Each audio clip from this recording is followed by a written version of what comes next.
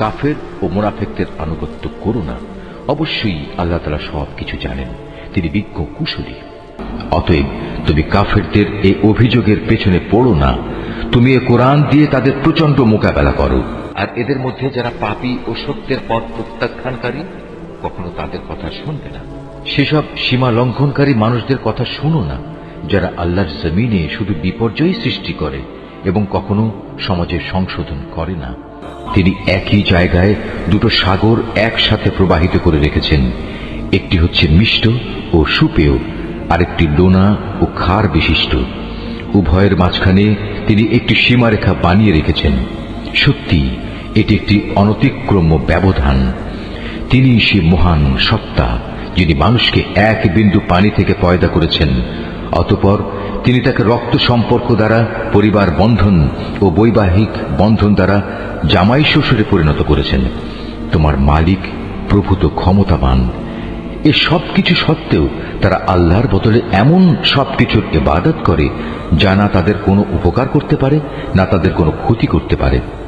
আসলে প্রতিটি কাফের ব্যক্তি নিজের মালিকের মোকাবেলায় বিদ্রোহেরই সাহায্যকারী হয়ে থাকে। হে নবী, আমি তো তোমাকে কেবল জান্নাতের সুসংবাদ দাতা ও জাহান্নামের সতর্ককারী রূপে পাঠিয়েছি। তুমি এদের বলো, আমি তো তোমাদের কাছ থেকে এজন্য কোনো পারিশ্রমিক দাবি করছি না। হ্যাঁ, আমি চাই তোমাদের প্রতিটি ব্যক্তি যেন তার মালিক পর্যন্ত পৌঁছার সঠিক রাস্তা অবলম্বন করে। হে নবী, তুমি সেই চিরঞ্জীব সত্তার উপর নির্ভর করো যার মৃত্যু নেই। তুমি তাঁরই সপ্রশংস পবিত্রতা ও মহিমা ঘোষণা করো।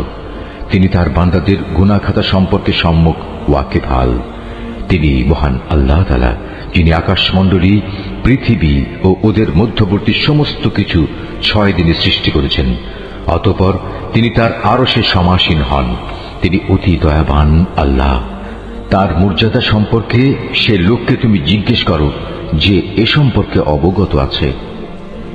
এই আয়াতটি যিনি তেলাওয়াত করবেন এবং যিনি এই আয়াতটির তেলাওয়াত শুনবেন, তাদের সবাইকে এখানে একটি সাজদা আদায় করতে হবে। এটা ওয়াজিব। যখন ওদের বলা হয় তোমরা দয়াময় আল্লাহ তাআলার প্রতি সাজদা অবনত হও, তখন তারা বলে, দয়াময় আল্লাহ আবার কে? যাকেই তুমি সিজদা করতে বলবে তাকেই কি আমরা সিজদা করব? বস্তুত তোমার আহ্বান তাদের বিদ্বেষ বরং আরো বাড়িয়ে দিয়েছে। কত মহান সেই সত্তা, যিনি আসমানে অসংখ্য গম্বুজ বানিয়েছেন, এরই মাঝে তিনি আবার পয়দা করেছেন প্রদীপ সম একটি সূর্য এবং একটি জ্যোতির্ময় চাঁদ।